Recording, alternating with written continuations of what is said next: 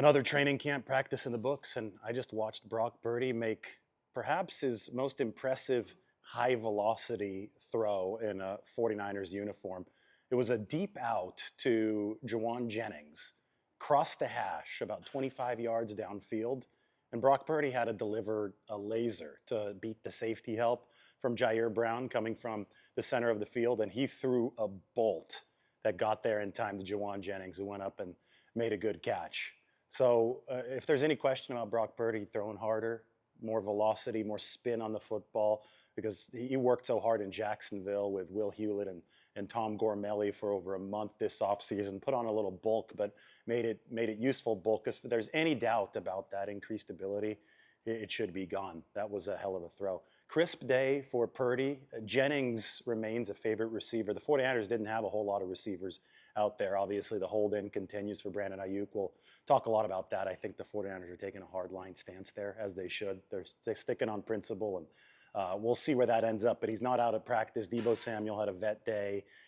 Somebody like Chosen Anderson, who they signed before practice, was not yet out there. I think they have to make a roster move, a corresponding move to make that official. So there's so much going on in that receiver room right now that they don't have a lot of weapons out on the field. So somebody like Jennings is extremely featured, and he's such a reliable target. But Purdy doing fine even without the full stock of receivers. I mean, even Chris Conley got a vet day at practice, and Brock continues to deliver. I thought it was interesting. They ran a designed run early on with Brock Purdy, naked bootleg action, and he took off. Remember, there was a zone read in the NFC Championship game. This is something I've been talking about a lot. Purdy can move. We've known this since we've watched him at Iowa State. Obviously, we know this based on what we've seen with the 49ers. We also know that Kyle Shanahan has been enamored with keeping defenses honest with a quarterback who can move. That doesn't mean that he wants a running quarterback. It just means that he wants to play 11 on 10 football. And you just need the threat of a quarterback taking off, the threat of the quarterback keeping the ball in a designed run every here and there to get defenses to play the quarterback with that type of honesty.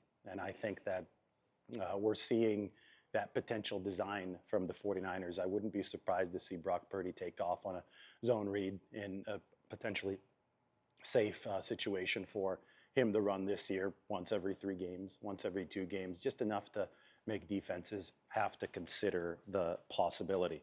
Mike Shanahan was at practice today again. He's been out there for almost the length of camp. He was watching with John Lynch at one point in center field. Renardo Green had another nice pass breakup today. He was working against Jordan Willis. I will say, man, Brandon Allen does not throw a very good deep ball.